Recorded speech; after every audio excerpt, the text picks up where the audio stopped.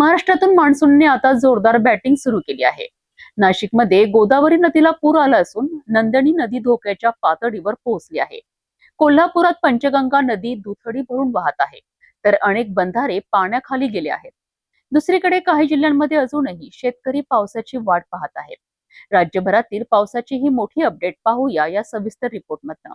राज्यात जुलै महिन्याच्या सुरुवातीलाच मान्सूनने जोरदार हजेरी लावली असून अनेक जिल्ह्यांमध्ये मुसळधार पावसाने जनजीवन विस्कळीत झाले आहे।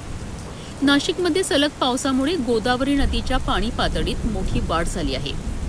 रामकुंड परिसर जलमय झाला असून पुराच्या पाण्याने दुतोंड्या मारुती मंदिरालाही वेढा घातला आहे। प्रशासनाने नागरिकांना नदीकाठी न जाण्याचे आवाहन केले आहे।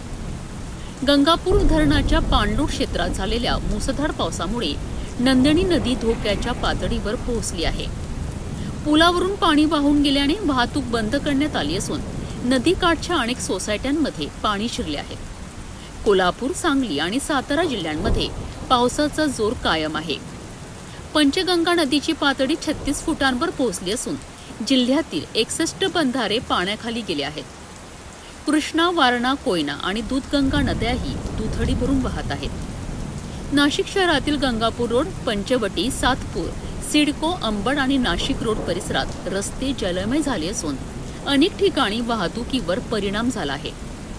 वडाळा गावाजवळ नाल्याचे पाणी रस्त्यावर आल्याने शहराशी संपर्क तुटला आहे, तर सातपूर परिसरात पाणी साचल्यामुळे आणि रस्ते खचल्याने 2 किलोमीटरपर्यंत वाहनांच्या रांगा लागल्यात। जळगाव जिल्ह्यातील पाचोरा आणि भडगाव तालुक्यातही मुसळधार पावसामुळे नाले तुडुंब भरले असून शेतांमध्ये पाणी साचले आहे। भिवंडी परिसरात मुंबई नाशिक महामार्गावर पाणी साचल्याने वाहतूक संथ गतीने सुरू आहे।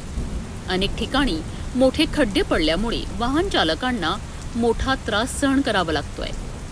दुसरीकडे गोंदिया जिल्ह्यात मान्सून उशिरा दाखल झाल्याने खरीप पेरणी अजूनही केवळ 1.5 ते 2% झाली आहे। समाधानकारक पाऊस झाल्यास पेरणीला वेग येण्याची अपेक्षा कृषी विभागाने व्यक्त केली आहे।